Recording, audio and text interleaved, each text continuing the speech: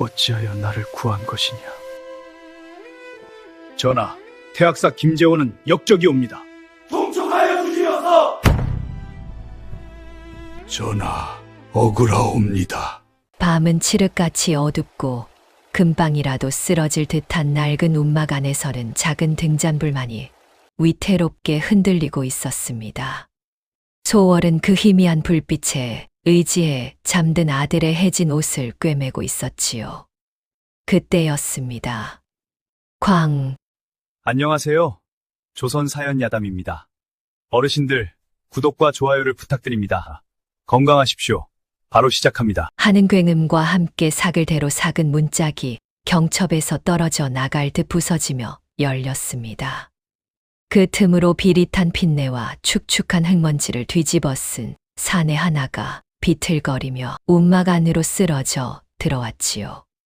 그의 숨소리는 마치 다 망가진 풀무처럼 거칠고 불규칙하였으며 한때는 왕손의 옷이라 해도 믿을 만큼 값비싸 보였을 비단 옷은 심하게 구겨지고 흐트러진 채 축축하게 젖어 있었지요. 그는 문지방에 엎드린 채 여인의 발치를 붙잡고 다 죽어가는 목소리로 말했습니다. 살려주시오. 제발 살려만 주시오. 그 목소리에는 차마 외면할 수 없는 깊은 절망과 공포가 서려 있었지요. 바로 그 순간 움막 밖에서 밤의 정적을 찢는 사나운 고함 소리가 횃불의 그림자와 함께 들이닥쳤습니다. 놓쳤다. 핏내가 여기서 끊겼다. 필시 이 부근이다. 샅샅이 뒤져라. 칼날 부딪히는 소리와 성난 발걸음 소리가 삽시간에 움막을 에워쌌습니다. 소월은 한순간 숨을 멈추고 망설였습니다. 눈먼 아비와 어린 아들을 데리고 하루하루 버티는 것만으로도 숨이 턱까지 차오르는 고단한 삶이었습니다. 엮여서 좋을 것이 하나도 없었지요. 그러나 사내의 눈빛에 서린 처절함이 5년 전 차가운 방에서 피를 토하며 억울하게 눈을 감던 남편의 마지막 모습을 떠올리게 하였습니다. 결국 여인은 이를 악물었습니다. 쓰러진 사내의 겨드랑이에 팔을 넣어 그를 마루 밑 아궁이 옆 좁은 공간으로 힘겹게 끌고 들어갔지요. 썩은 집단으로 그의 몸을 가린 지 얼마 되지 않아 험상궂은 무리들이 문을 박차고 들어섰습니다. 여인은 등 뒤로 떨리는 손을 감춘 채 잠든 아들이 깰까 노심초사하며 태연한 목소리로 그들을 맞았습니다. 밤중에 무슨 소란들이십니까? 잠든 아이가 다 깨겠습니다.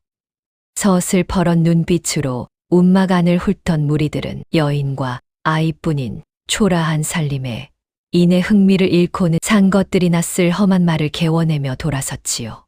과연 이 밤 여인이 구한 사내의 정체는 무엇이며 이 위태로운 만남은 두 사람의 운명을 어떤 소용돌이 속으로 몰고 가게 될까요?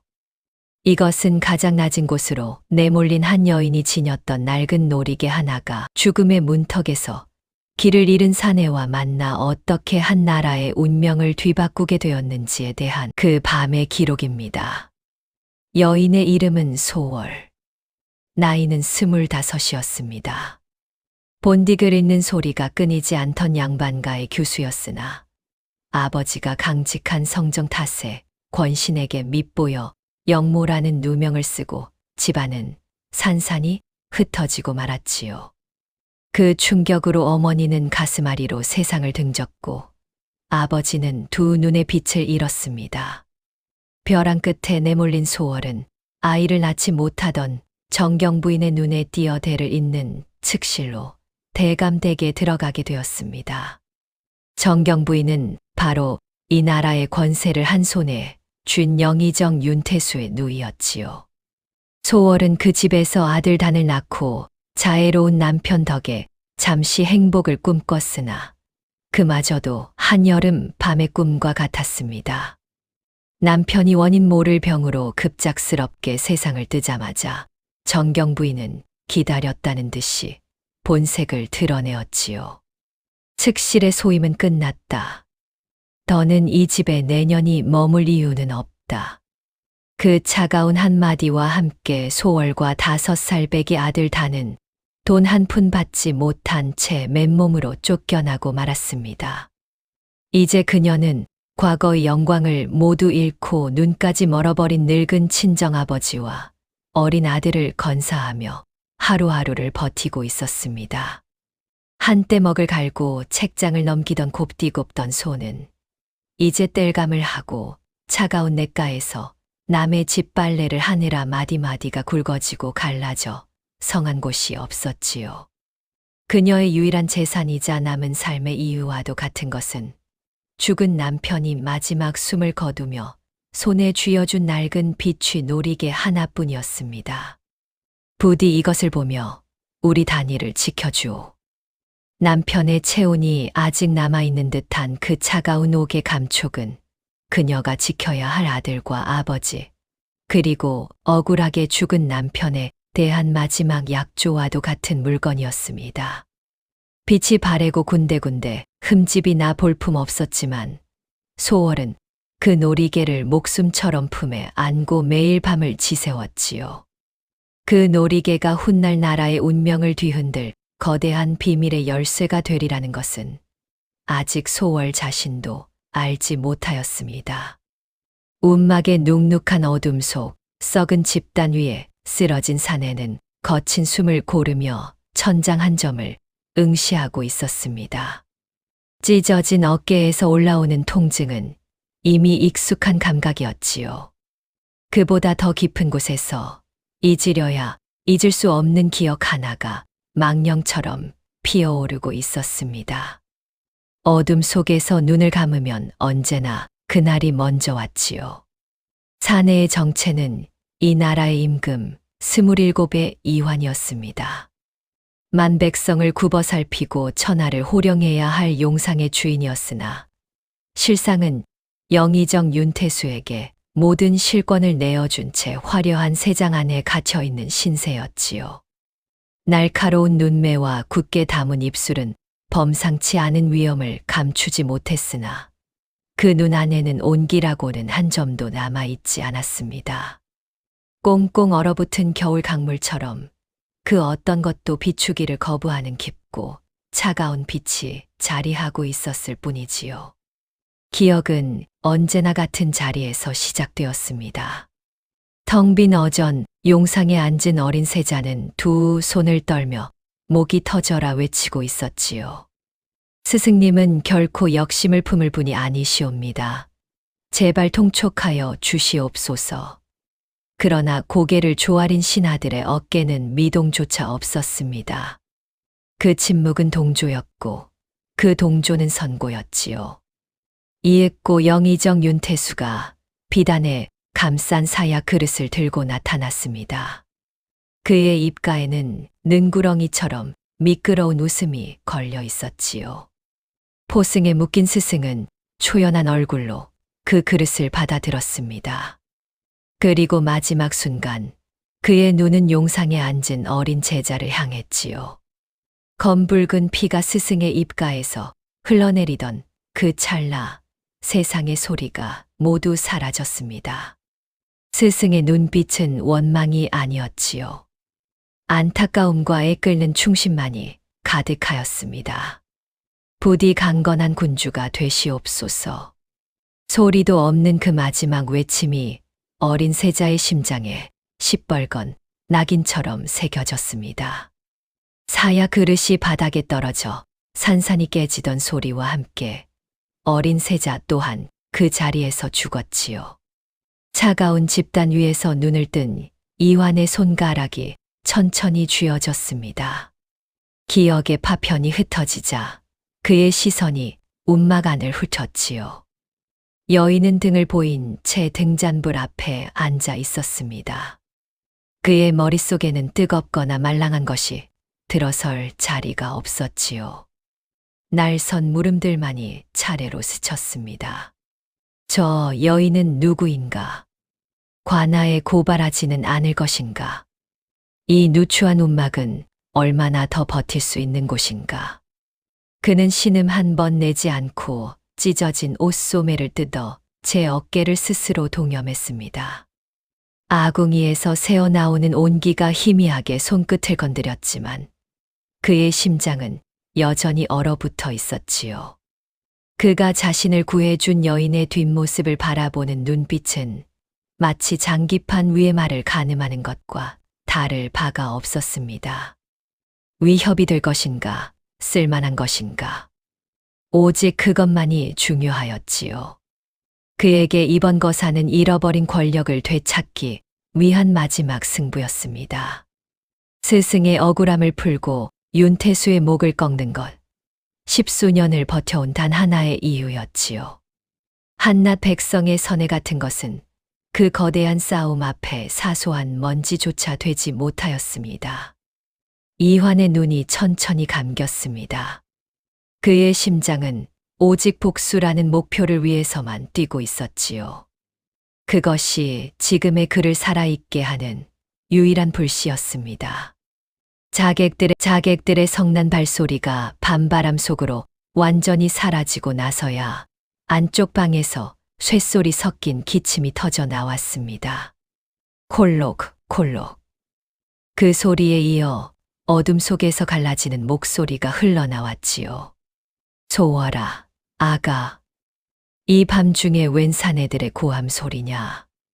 필시 무슨 일이 있는 게지. 소월의 등이 식은땀으로 차갑게 젖어들었습니다. 그녀는 황급히 방문 앞으로 다가가 목소리를 가다듬었지요. 아무 일도 아닙니다, 아버지. 길 가던 취객들이 잠시 주정을 부린 모양입니다. 어서 주무세요. 거짓말을 하는 목소리 끝이 미세하게 떨렸습니다. 바로 그때 등 뒤에서 칭얼거리는 소리가 들려왔습니다. 소란의 잠이 깬 5살 아들 다니가 눈을 비비며 이불 속에서 몸을 일으킨 것이었지요. 아이는 어둠 속에서 낯선 사내의 그림자를 느끼고는 이내 울음을 터뜨렸습니다. 어머니 무섭습니다. 저 사람은 누구입니까? 소월은 아이를 번쩍 안아 품에 다독였습니다. 쉬, 다나. 괜찮다. 어머니가 있지 않느냐. 아이를 흔들어 달래는 그녀의 눈은 아궁이 옆에서 비틀거리며 일어서는 사내에게 고정되어 있었지요. 흙과 피로 얼룩진 사내는 울고 있는 아이와 그 아이를 감싸 안은 소월을 잠시 바라보았습니다. 그의 눈빛은 서슬퍼렇게 살아 움막 안의 모든 것을 꿰뚫어 보는 듯하였지요. 소월은 말없이 부엌으로 가 얼마 남지 않은 깨끗한 천 조각과 끓인 물을 담아왔습니다. 사내에 찢어진 옷자락을 조심스럽게 걷어내자 잘 단련된 단단한 어깨가 드러났지요. 소월이 물에 적신 천을 상처에 가져가자 사내의 온몸에 물결치듯 떨림이 스치고 지나갔습니다.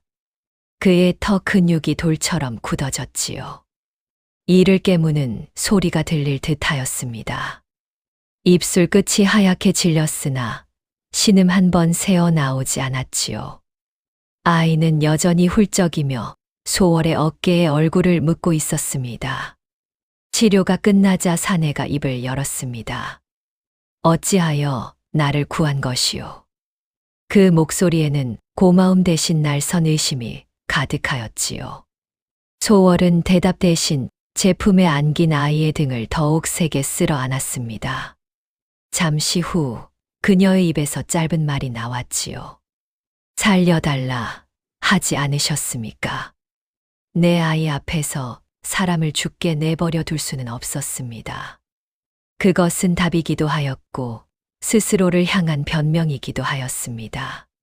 사내는 더 이상 묻지 않았지요. 그는 잠시 창밖의 어둠을 살피더니 결심한 듯 말하였습니다. 이대로는 떠날 수 없소. 잠시 신세를 져야겠소. 나는 그대의 병든 오라비 행세를 하리다. 부탁이 아니었습니다. 통보였지요. 소월의 눈썹이 파르르 떨렸습니다. 그녀는 울다 지쳐 잠이 든 아이를 조심스럽게 자리에 눕혔지요. 그리고 천천히 일어나 방과 부엌을 가르는 문지방의 흙바닥에 제 집신 코로 깊게 금을 그었습니다. 그리고는 사내가 숨어있던 아궁이 옆 집단이 깔린 좁은 공간을 손가락으로 가리켰지요. 말은 없었으나 그 뜻은 명확하였습니다. 사내는 소월의 흔들림 없는 눈빛을 잠시 바라보다 이내 말없이 고개를 끄덕였습니다. 제 발 아래 그어진 가느다란 흙선을 그는 한참이나 내려다보았지요. 만백성 위에 군림하는 용상의 주인이 이름도 모르는 여인이 집신 코로 그어놓은 한 줄기 선 앞에 멈춰 선 것이었습니다. 이렇게 죽음을 피해 숨어든 왕과 모든 것을 지켜야만 하는 여인의 위태로운 동거가 그날 밤 시작되었습니다. 다음 날 동틀 무렵에 희미한 빛이 움막의 틈새를 비집고 들어왔습니다.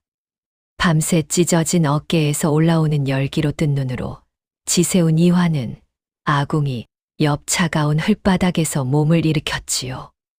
밖에서는 벌써 소월이 꽁꽁 언 빨래를 방망이로 두드리는 소리가 둔탁하게 들려왔습니다. 그때 안쪽 방에서 눈먼 아버지가 더듬거리며 밖으로 나왔지요. 그의 퀭한 눈은 허공을 향해 있었으나 흉터처럼 남은 예민한 귀는 아궁이 쪽에서 들려오는 미세한 숨소리를 놓치지 않았습니다. 거기 누가 있는 게냐? 짐승의 냄새가 아니구나. 약초와 피가 뒤섞인 낯선 사내의 냄새다. 소월이 황급히 달려와 아버지의 팔을 부축하였지요. 아버지, 제 오래전 오라비입니다. 심한 병을 얻어 의탁할 곳이 없어 잠시 머물기로 하였습니다. 목소리마저 이러 말을 할 수가 없으니 너무 염려 마세요. 아버지는 이환이 있는 쪽으로 고개를 돌린 채 마른 나뭇가지 같은 손을 허공으로 뻗었습니다. 손이라도 한번 잡아보자꾸나. 사내의 손을 보면 그 사람의 한평생을 알 수 있는 법이다. 소월의 얼굴이 하얗게 질렸지요. 그러나 이환은 잠시의 망설임도 없이 제 손을 내밀어 아버지의 손을 잡았습니다. 거칠고 갈라져 나무 껍질 같은 늙은 손이 굳은 살 하나 없이 곱고 단단한 왕의 손을 꼼꼼히 더듬었지요. 손이 곱구나. 흙 한 번 만져보지 않은 귀한 손이야. 굶주림을 아는 사내의 손은 아닌데. 아버지는 더 이상 묻지 않았으나 그 얼굴에 서린 의심은 쉬이 가시지 않았습니다. 이화는 그 모든 것을 무표정한 얼굴로 받아냈지요. 저녁상이 차려졌습니다. 상이라 하기에도 민망한 작은 옹기에서 퍼낸 멀건 죽 2그릇과 시커먼 장이 담긴 종지 하나가 전부였지요. 소월은 눈먼 아버지의 앞에 가장 건더기가 많은 죽 그릇을 놓아드리고 아들 다니의 작은 그릇에는 남은 밥알을 싹싹 긁어 담아 주었습니다. 이환이 있는 아궁이 쪽으로는 눈길조차 주지 않았지요. 그리고 마지막으로 자신의 앞에는 그릇 밑바닥에 눌어붙은 누룽지를 긁어 물을 부은 멀건 숭늉 그릇을 가져다 놓았습니다. 아버지는 아무것도 모른 채 후루룩 소리를 내며 죽을 마셨지요. 단이 역시 작은 입을 오물거리며 밥알을 씹었습니다. 그 모습을 아궁이 옆 어둠 속에서 이환이 뚫어지게 보고 있었지요. 바로 그때였습니다. 소월이 제 그릇에 있던 단 하나의 반찬, 소금에 절인 배추잎 한 조각을 집어 아들 다니의 그릇 위에 조용히 올려주었습니다.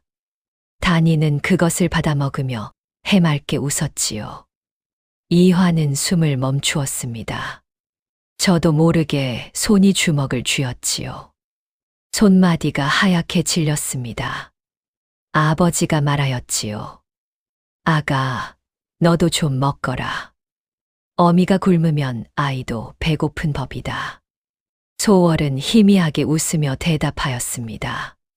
저는 괜찮습니다, 아버지. 아버지와 단이 드시는 것만 봐도 배가 부릅니다. 상이 물려지고 움막 안이 고요해졌지요. 이화는 꺼진 아궁이 앞에 앉아 소월의 자리를 한참 바라보았습니다. 숭늉 그릇만 남아 있었지요. 그릇 안은 이미 비어 있었고 바닥에 눌어붙은 누룽지 자국만이 희멀겋게 남아 있었습니다. 이환의 눈이 그 빈 그릇 위에 오래도록 머물렀지요. 밤이 깊어 움막 안이 칠흑처럼 어두워져도 그는 끝내 자리를 뜨지 않았습니다. 꺼진 아궁이에서는 온기 한 점 올라오지 않았지요. 그러나 이환의 두 눈은 여전히 그 빈 그릇을 향해 있었습니다. 그것이 무엇을 뜻하는지 그 자신도 알지 못하였지요. 이환은 밤새 깊은 잠을 이루지 못하였습니다. 찢어진 어깨의 통증 때문만은 아니었지요. 그는 분명 차디찬 아궁이 옆 흙바닥에 몸을 뉘었는데 잠결에 뒤척일 때마다 등과 허리에 볕집해 까슬까슬하면서도 포근한 감촉이 느껴졌습니다. 동이 틀 무렵 희미한 빛에 눈을 떴을 때 그의 몸 아래에는 얇지만 정성껏 깔린 집단이 놓여 있었지요. 소월이 밤사이 몰래 가져다 놓은 것이 틀림없었습니다. 반갑지 않은 손에게 굳이 온기를 내어준 것이었지요. 이환의 미간이 저도 모르게 찌푸려졌습니다. 이해할 수 없는 혼란이었지요.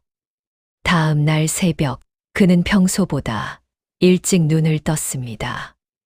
움막 구석에 위태롭게 쌓여있던 땔감 더미가 눈에 들어왔지요.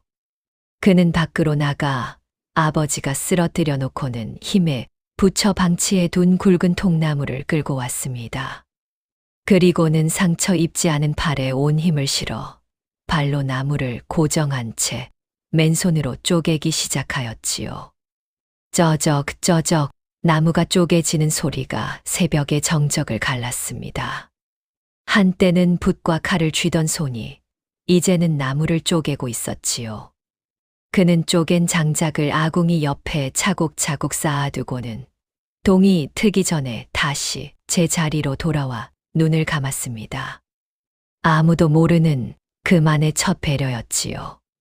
그날 낮에는 움막 앞마당에서 흙장난을 하는 다니의 모습을 아궁이 틈으로 지켜보았습니다. 아이는 작은 나뭇가지를 칼이라 부르며 허공에 대고 휘두르고 있었지요.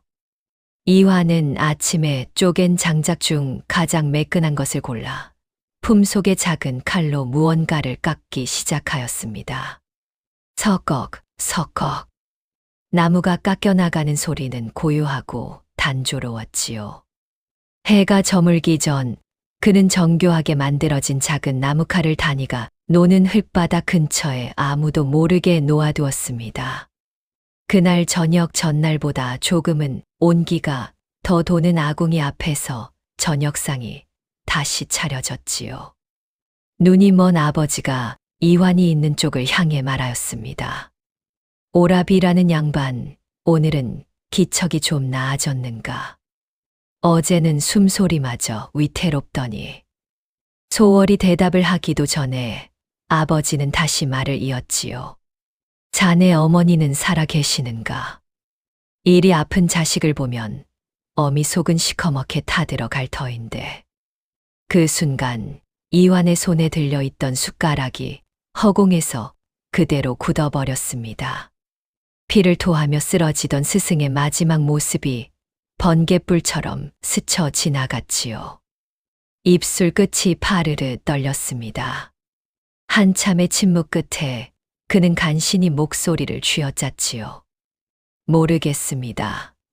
그날 밤도 이환은 잠들지 못하였습니다.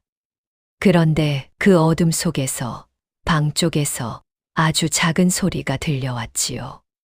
처음에는 바람 소리인가 하였으나 이상하게 귀가 그 소리를 쫓았습니다. 소리 죽여 흐느끼는 소리였지요. 이환은 저도 모르게 숨을 죽이고 아궁이와 방 사이를 가른 낡은 문틈으로 시선을 옮겼습니다. 달빛 아래 소월이 품에서 낡은 놀이개를 꺼내 들고 소리 없이 눈물을 떨구는 모습이 보였지요. 어깨를 들썩이지도 소리를 내지도 않고 그저 눈물만 뚝 뚝뚝 쉼 없이 흘리고 있었습니다. 이화는 시선을 거두지 못하였지요. 그의 손이 천천히 주먹을 쥐었습니다. 쥔 손이 떨렸지요. 그는 그 밤 끝내 눈을 감지 못하였습니다. 움막에 갇혀 지낸 지 닷새가 지났습니다. 어깨의 상처는 조금씩 아물고 있었으나 이화는 아궁이 옆 흘바닥에 등을 기댄 채 밤새 천장만 응시하고 있었지요.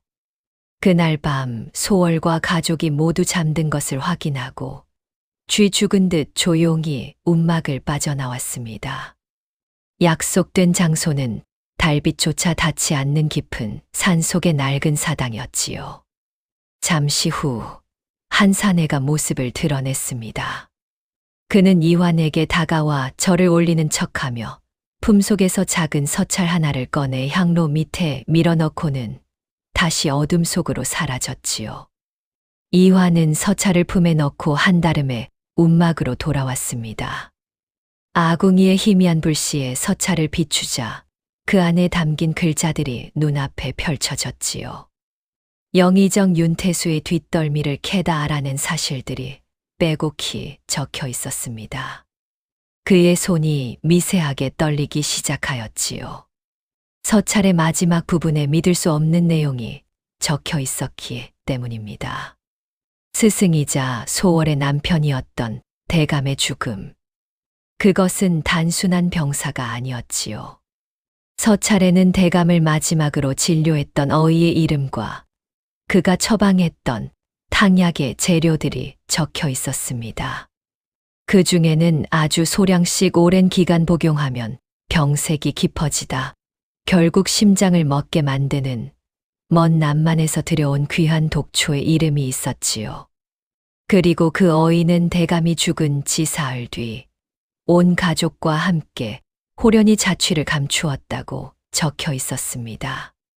종이를 쥔 주먹에 바싹 힘이 들어가 종이가 금방이라도 바스러질 듯하였지요. 윤태수, 그 이름 석자를 되뇌는 그의 입술 끝에서 피가 배어 나왔습니다. 그는 저도 모르게 몸을 일으켜 벽의 틈새로 방 안을 엿보았지요. 소월은 잠든 아들 다니의 이불을 덮어주며 그 작은 이마에 입을 맞추고 있었습니다. 그 옆에는 눈먼 아버지가 고단한 숨을 내쉬며 잠들어 있었지요. 바로 그때 이완의 시선이 소월의 머리맡에 놓인 낡은 빛이 놀이개에 꽂혔습니다. 스승께서 젊은 시절 부인에게 선물하셨다며 늘 허리춤에 차고 다니시던 바로 그 놀이개였지요. 이화는 움직이지 못하였습니다. 손에 쥔 서찰이 바스러지는 것도 느끼지 못한 채 그 놀이개에서 눈을 떼지 못하였지요.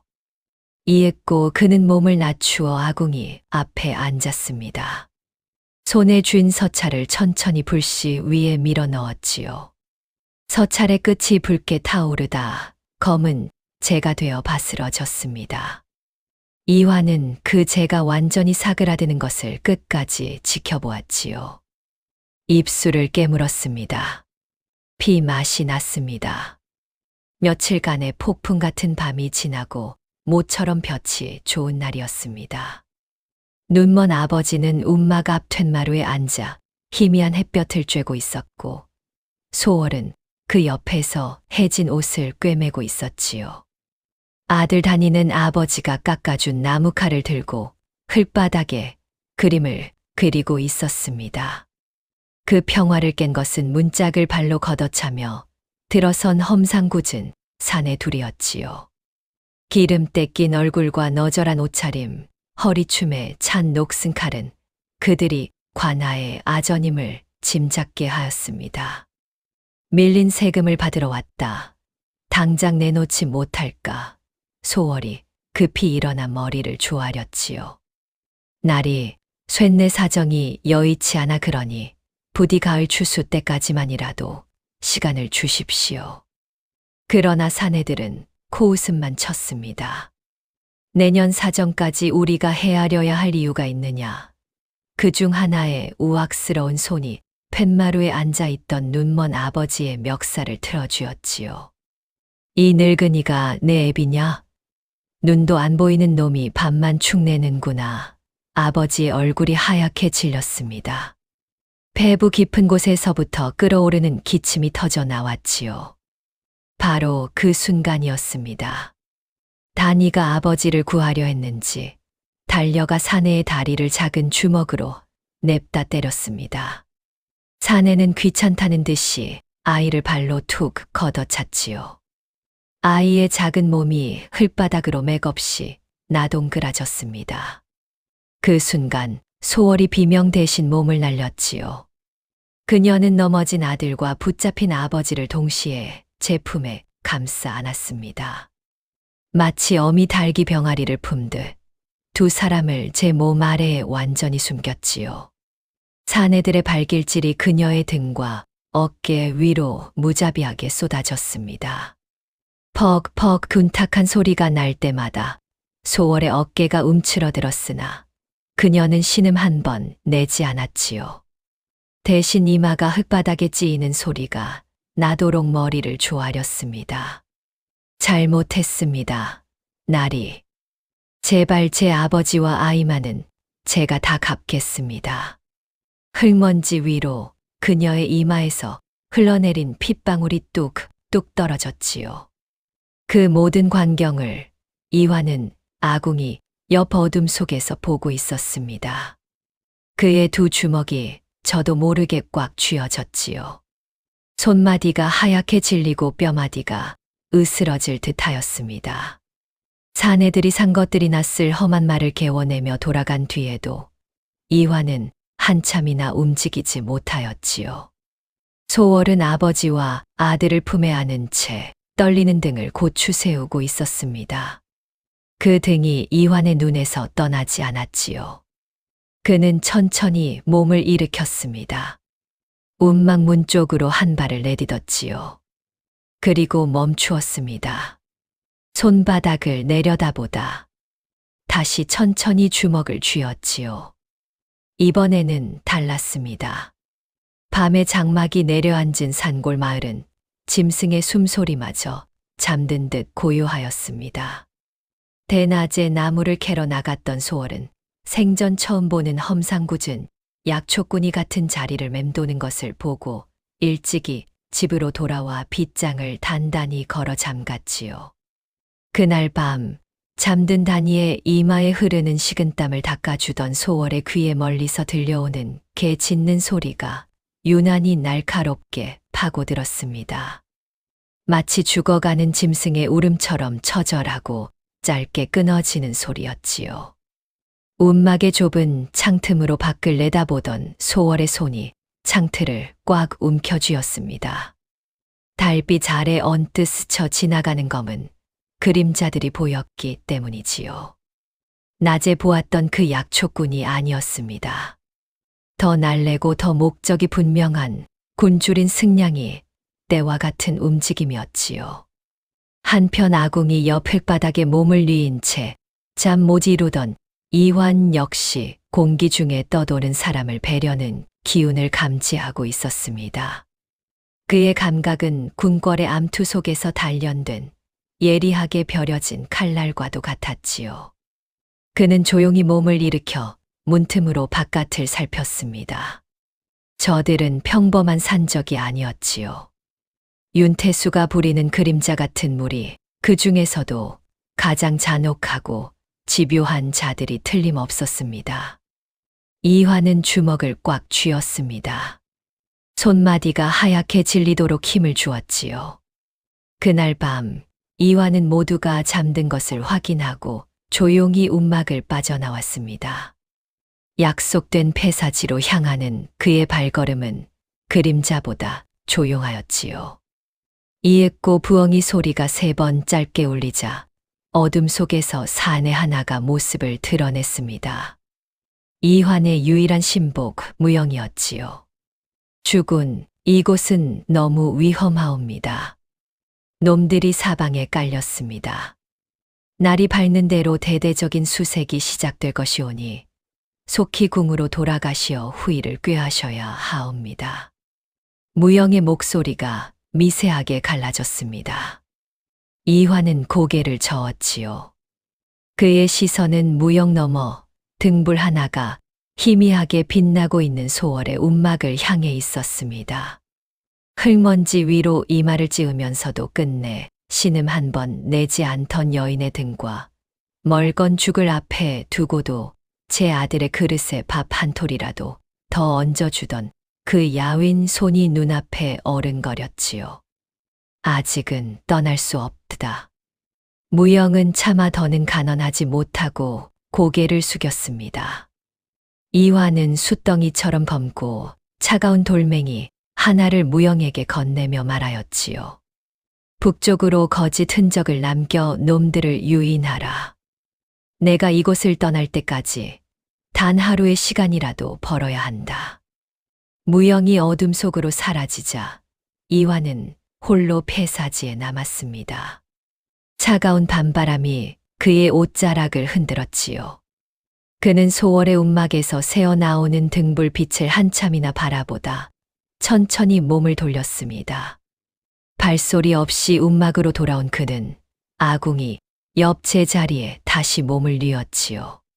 차가운 흙바닥이었습니다. 그러나 그의 눈은 쉬이 감기지 않았습니다. 날이 밝았으나 움막의 공기는 밤보다 차가웠습니다. 무영이 북쪽으로 거짓 흔적을 남기며 사냥개들의 발을 묶어둔 덕에 산은 하룻밤에 기만적인 평화를 얻었지요.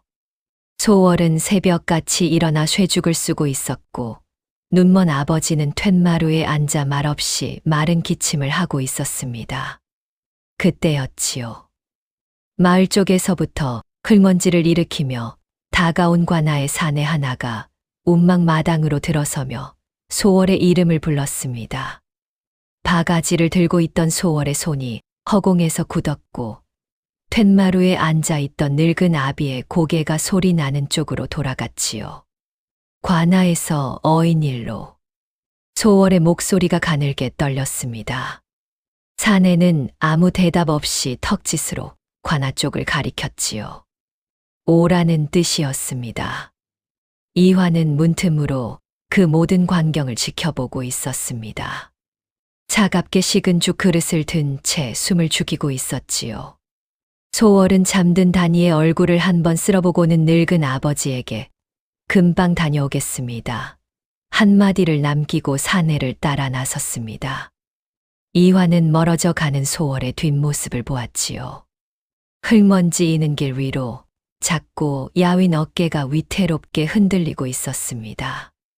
바로 그 순간 소월의 뒷모습이 십수년 전 겹겹이 둘러싼 신하들 너머로 보았던 스승의 마지막 뒷모습과 겹쳐 보였지요. 창자가 끊어지는 심정으로 막아서려 하였으나 그 누구도 나서지 않았던 그날 모두가 침묵으로 스승을 죽음으로 내몰았던 그날의 기억이었습니다. 이환의 손에 들려있던 멀건 죽그릇에 가느다란 금이 갔지요. 한편 관아의 가장 깊숙한 방, 소월은 영의정 윤태수의 앞에 무릎을 꿇고 앉아 있었습니다.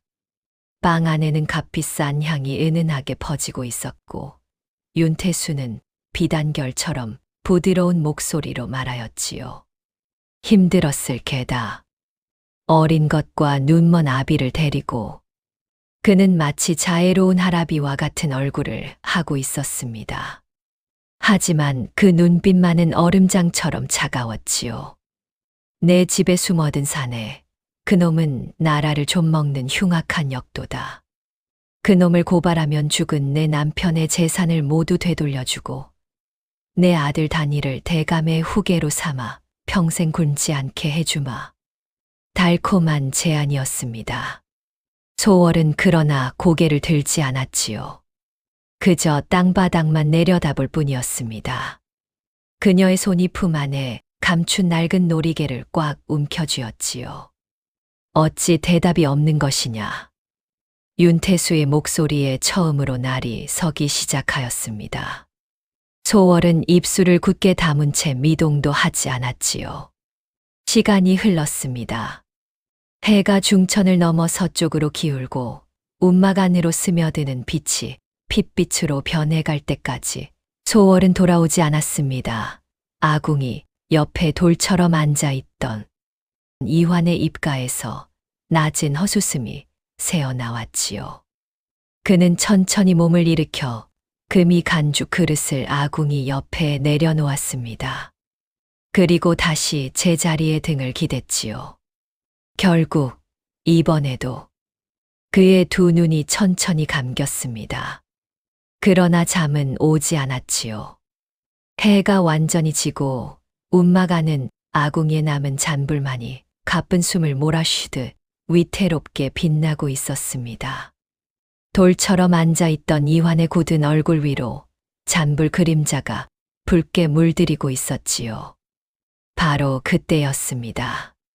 밤의 정적을 찢는 파열음과 함께 위태롭게 달려있던 문짝이 통째로 뜯겨져 나가며 마당으로 나뒹굴었습니다. 비명 같은 바람과 함께 횃불을 든 사내들이 흙먼지를 일으키며 움막 안으로 쏟아져 들어왔지요. 눈먼 아비가 비명을 지르며 툇마루 아래로 굴러떨어졌고 곤히 잠들어 있던 다니가 자지러지는 울음을 터뜨렸습니다. 소월은 몸이 먼저 움직여 쓰러진 아버지와 울부짖는 아들을 제 품에 끌어안았지요. 사내들 뒤로 비단신을 신은 영의정 윤태수가 마치 유람이라도 온 듯 느긋하게 걸어 들어왔습니다. 그는 방 안을 둘러보다 아궁이 옆에 미동도 없이 앉아있는 이환을 발견하고는 입가에 뱀처럼 교활한 미소를 걸었지요. 찾았다. 이 어리석은 역도 놈을. 그의 손짓 한 번에 사내들이 이환에게 달려들었습니다. 이환은 저항하지 않았지요.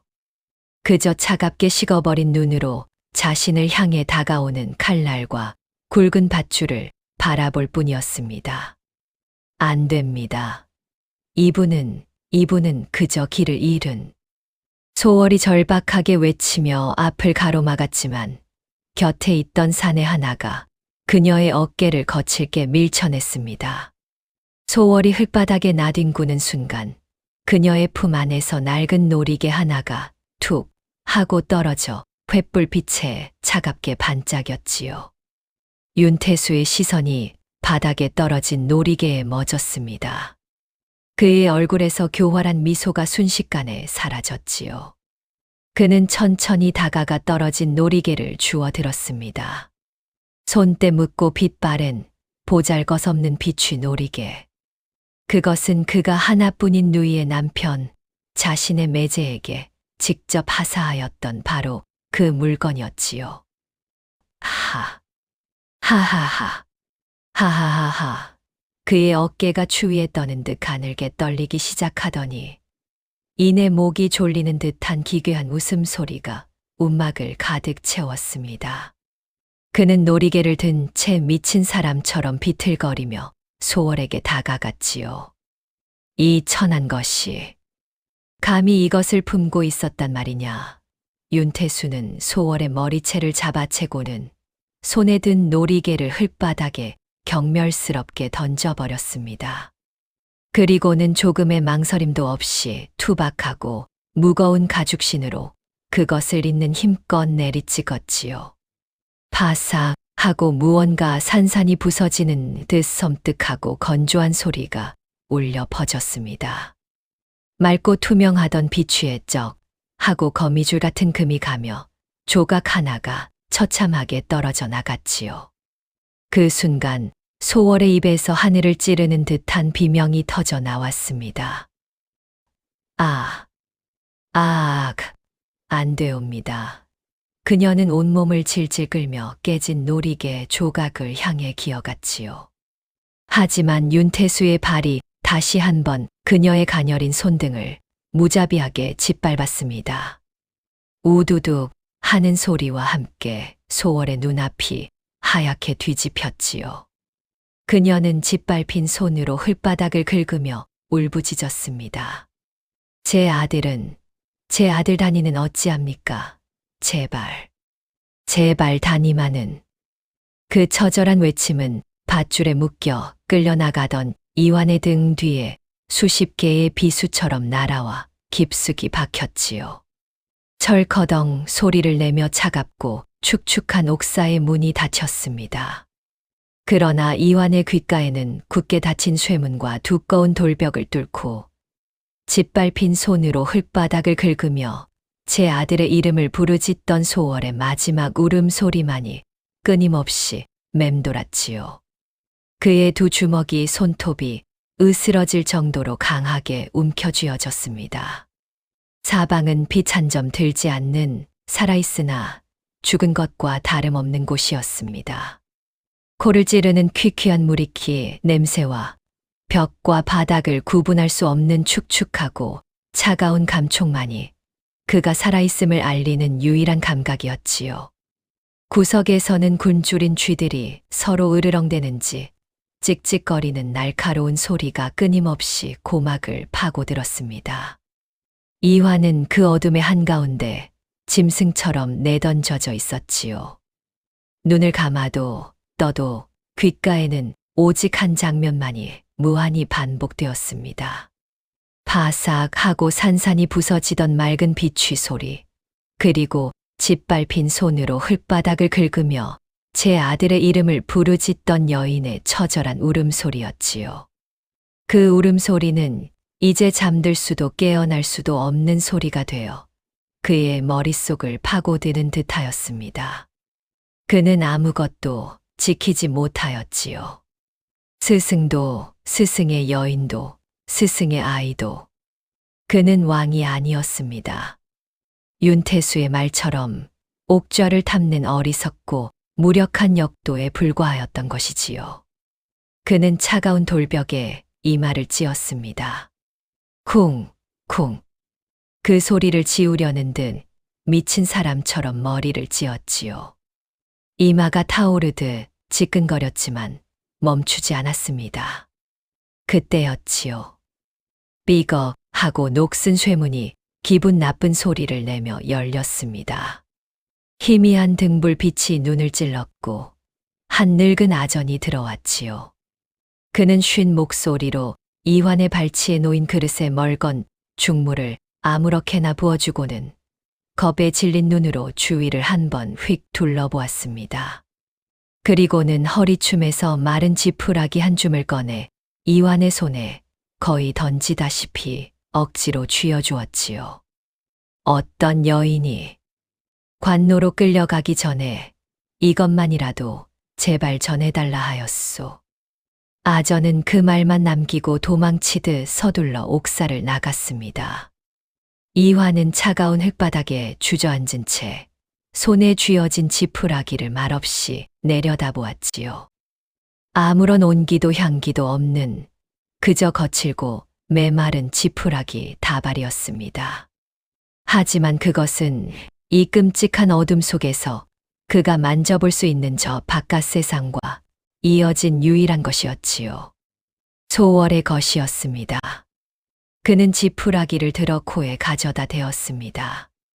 희미하게, 아주 희미하게 아궁이에 쓴 제 냄새와 여인의 살 냄새, 그리고 흙먼지 냄새가 섞여 있는 듯하였지요. 그는 지푸라기를 얼굴에 부볐습니다. 거친 감촉이 오히려 위안처럼 느껴졌지요. 그 순간 그의 손끝에 무언가 딱딱하고 부자연스러운 것이 걸렸습니다. 단순한 매듭이 아니었지요. 짐을 묶는 투박한 매듭이 아니라 일정한 간격과 규칙을 가진 손끝으로 읽어내기 위해 정교하게 만들어진 글자. 그것은 어린 시절 눈먼 스승이 역도의 감시를 피해 암호를 주고받기 위해 밤새도록 그의 손을 잡고 가르쳐 주었던 매듭 글자였습니다. 이환의 손이 굳어버렸지요. 그는 떨리는 손으로 숨을 멈추고 지푸라기 매듭을 더듬기 시작하였습니다. 첫 번째 매듭. 날카롭게 각이 졌으나 끝이 부드럽게 마무리된 단단한 매듭. 믿는다는 뜻이었지요. 그의 마른 입술이 저도 모르게 벌어졌습니다. 그는 다시 넋을 잃은 듯 두 번째 매듭을 더듬었지요. 이전보다 더 단단하고 굳게 결코 풀리지 않을 것처럼 맺혀있는 매듭. 기다린다는 뜻이었습니다. 믿고 기다린다. 그 짧은 두 글자를 손끝으로 모두 읽어낸 순간 짐승처럼 울부짖지도 못하고 굳어있던 그의 눈에서 무언가 뜨거운 것이 툭 하고 떨어져 흙으로 더러워진 손등을 적셨지요. 한 방울, 두 방울. 그것은 이내 본물이 터진 듯 멈출 수 없는 강물이 되어 그의 뺨을 하염없이 흘러내렸습니다. 그는 어린아이처럼 몸을 웅크리고 지푸라기 매듭을 가슴에 품은 채 소리 없이 울었지요. 스승의 죽음 앞에서도 왕좌를 빼앗긴 치욕 속에서도 단 한 번도 흘리지 않았던 한 사내의 첫 번째 눈물이었습니다. 차가운 돌바닥에 몸을 웅크린 채 이화는 밤새도록 지푸라기 매듭을 만지고 또 만졌습니다. 믿는다, 기다린다. 거칠고 짧은 두 개의 매듭이 그의 굳어진 손을 움직이게 하는 유일한 것이었지요. 얼마나 시간이 흘렀을까. 옥사의 쇠창살 너머로 희미하게 새벽빛이 스며들 무렵 어둠보다 짙은 그림자 하나가 소리 없이 다가왔습니다. 그의 신복 무영이었지요. 그는 이환의 앞에 말없이 작은 꾸러미 하나를 내려놓았습니다. 꾸러미를 펼치자 횃불빛에 차갑게 반짝이던 이제는 두 동강 나버린 비추의 놀이개가 모습을 드러냈지요. 이화는 떨리는 손으로 금이 간 놀이개를 집어들었습니다. 바삭 하고 산산이 부서지던 그 소리가 손끝에서 되살아나는 듯하였지요. 그는 조각난 단면을 말없이 쓸어보았습니다. 바로 그때 그의 손끝에 종이의 감촉이 느껴졌지요. 맑은 비추의 단면이라고 하기에는 너무도 부드럽고 이질적인 감촉이었습니다. 놀이개는 본래 안이 비어있지 않았지요. 그러나 억지로 끼워 넣은 듯 깨진 틈 사이에 아주 작게 접힌 종이 조각이 박혀 있었습니다. 이화는 손톱으로 조심스럽게 그것을 후벼 파냈지요. 손톱 끝이 아려왔지만 그는 아랑곳하지 않았습니다. 마침내 모습을 드러낸 것은 손톱보다도 작은 붉은 기운으로 쓰인 혈서 조각이었지요. 어둠 속에서는 무슨 글씨인지 알아볼 수 없었습니다. 이화는 그것을 지푸라기 매듭과 함께 가슴 깊숙이 품었지요. 그날 아침 의금부의 가장 서슬퍼런 재판장이 열렸습니다. 역도의 수괴를 신문한다는 명목 아래 영의정 윤태수는 친히 가장 높은 자리에 앉아 있었지요. 증인으로 끌려 나온 소월은 두 눈이 풀린 채 바닥만 내려다보고 있었습니다. 이윽고 다음 증인으로 그녀의 눈먼 아버지가 불려 나왔지요. 관졸에게 부축되어 위태로운 걸음으로 들어선 늙은 아비는 딸의 기척을 느꼈는지 그쪽을 향해 고개를 돌렸습니다. 아비가 왔다, 아가. 그의 쉰 목소리가 텅 빈 재판장을 울렸지요. 윤태수는 지루하다는 듯 손짓하였고 아전 하나가 깨진 놀이개와 혈서 조각을 증좌라며 내밀었습니다. 이 놀이개는 역도의 것이 분명하며 이 혈서는 그가 반역을 꾀한 증거다. 내 사위의 필체가 아니냐.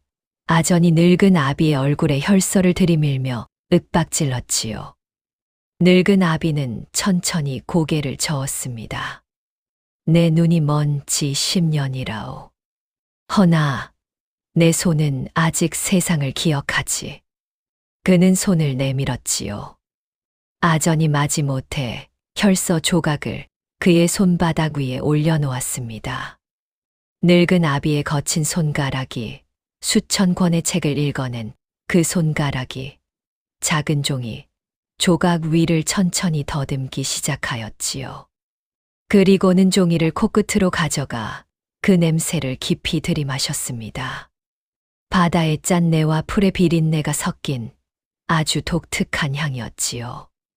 그 순간 구부정하였던 늙은 아비의 허리가 꼿꼿하게 펴졌습니다. 그의 얼굴에 지난 10년간 사라졌던 학자의 칼날 같은 기계가 돌아왔지요. 그는 혈서를 쥔 손을 부들부들 떨며 외쳤습니다.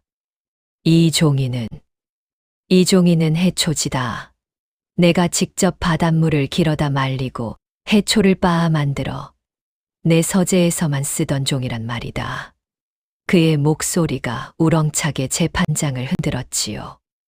그는 고개를 돌려 가장 높은 곳에 앉은 윤태수를 향해 소리쳤습니다. 이것은 내 사위의 혈서가 틀림없다. 그 외침은 단순한 확인이 아니었지요. 자신의 사위가 바로 자신의 서재에서 자신이 만든 종이에 목숨을 걸고 무언가를 남겼다는 한 맺힌 절규였습니다.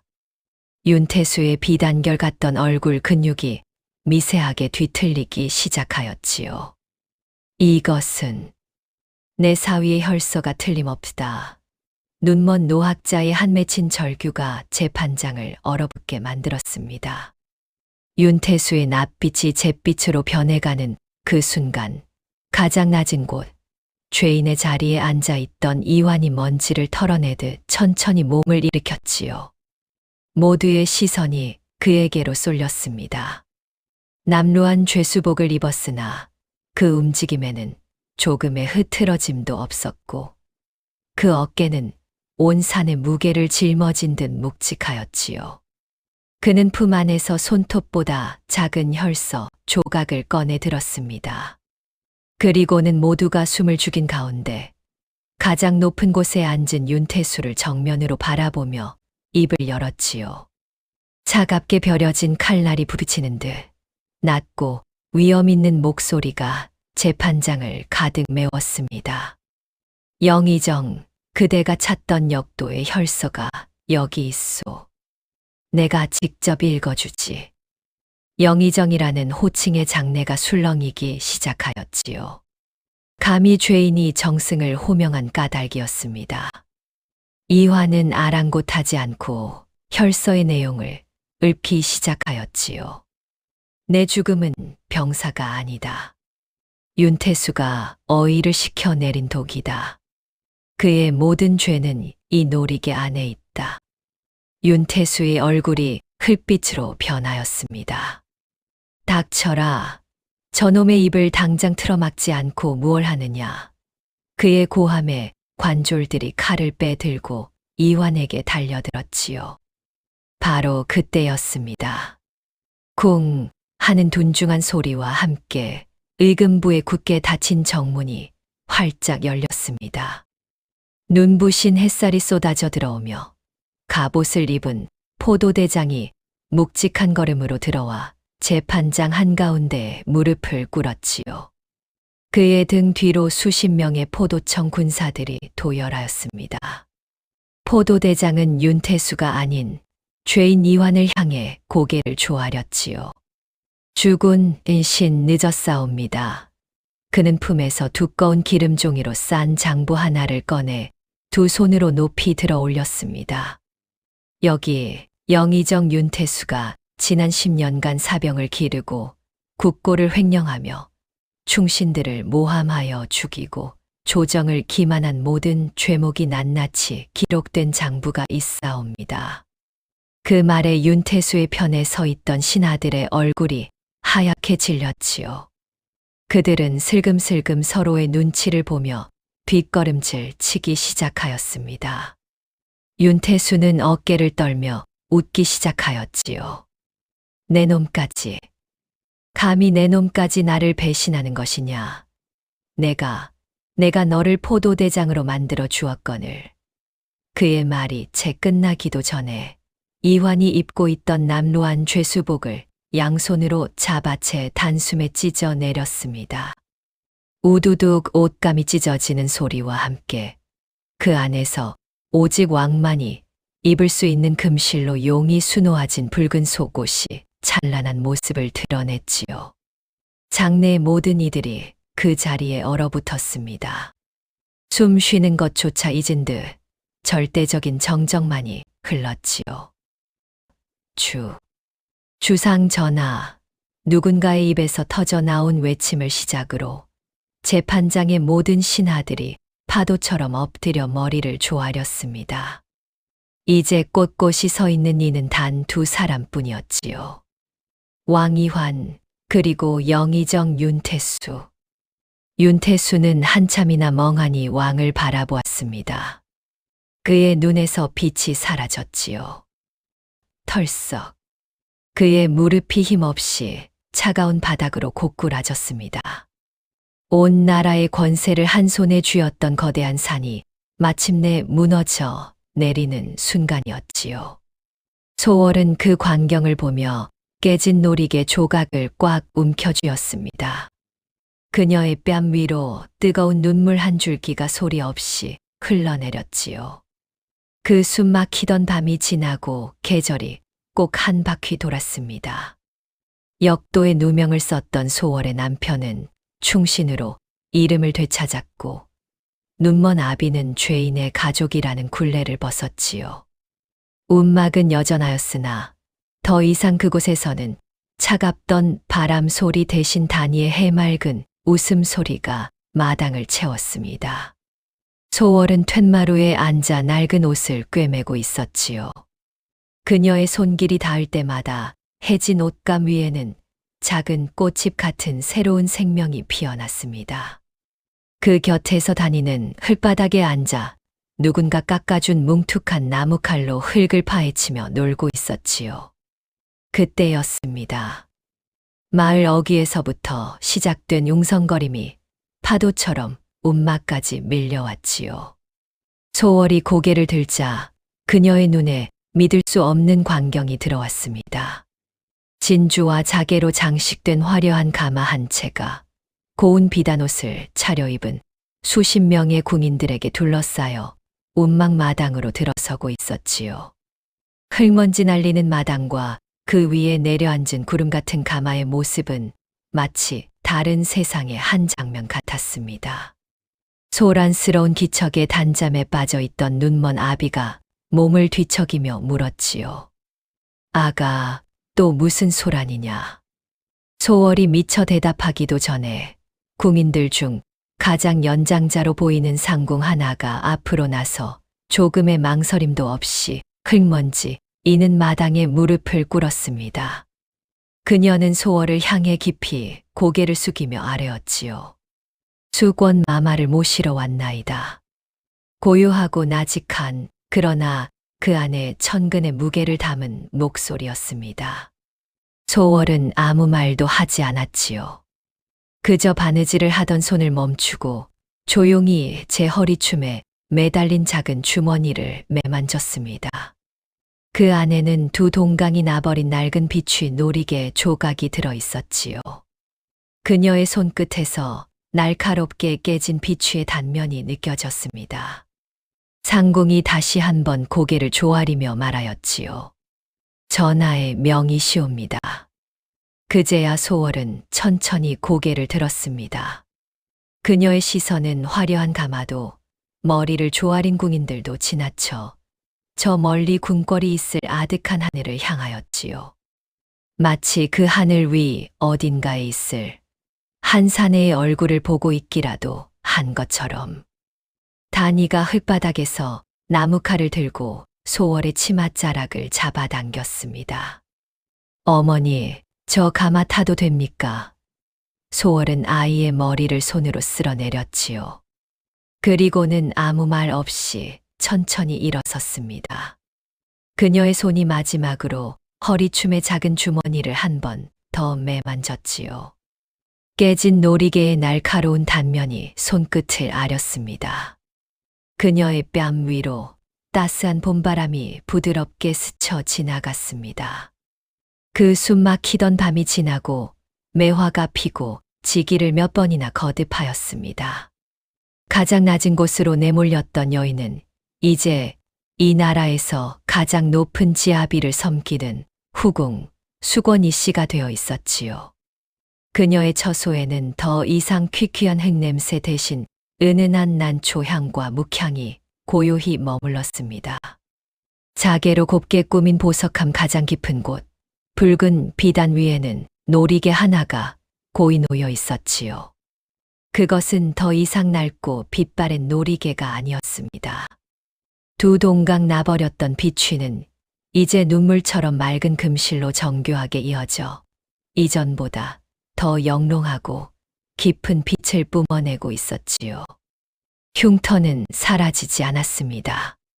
다만 그 흉터 위로 세상 가장 귀한 것이 내려앉아 아픔마저 아름다운 무늬로 다시 태어났을 뿐이지요. 어느 맑은 날 소월은 창밖으로 책을 읽는 아들의 모습을 말없이 바라보았습니다.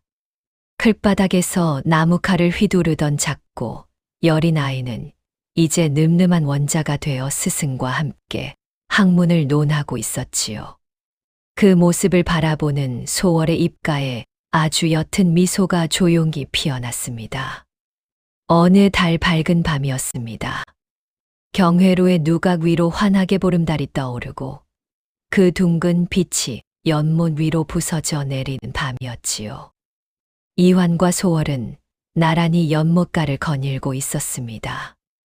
용포의 붉은 옷자락과 수건의 푸른 치맛자락이 밤바람에 실려 부드럽게 겹쳐졌지요. 이환이 천천히 걸음을 멈추고 소월의 손을 잡았습니다. 그녀의 손은 여전히 가늘고 작았으나 더 이상 밥 한 톨에 떨던 야윈 손이 아니었지요. 그의 손 안에서 따뜻하고 단단한 온기가 느껴졌습니다.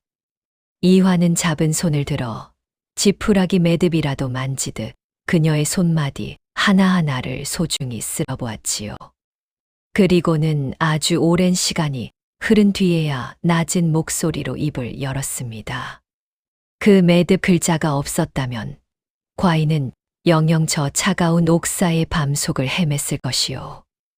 소월은 아무 말도 하지 않았지요.